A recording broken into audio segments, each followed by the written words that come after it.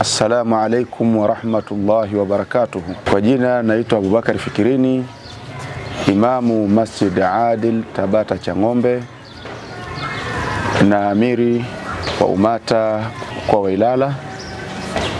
Leo hii tutahusiana jambo katika majambo yaliyosabwa na Mtume sallallahu alaihi wasallam: ittaqillaha haythu ma kunta wa attabi' sayyi'ata alhasanata tamhuha wa khaliqin nasa bi khuluqin hasan, kwamba tunahitajika kuishi kwa kupata radhi kwa hofu ya Allah popote na eneo lolote tu hapo.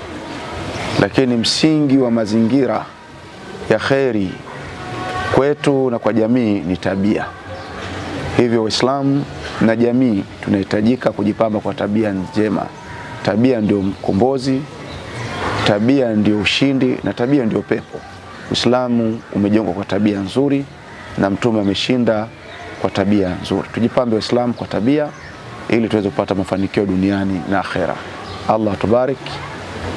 Leo ujumbe wetu ni huo: tabia ni msingi wa ushindi. Allah tuhifadhi sana. Assalamu alaikum wa rahmatullahi wa barakatuh.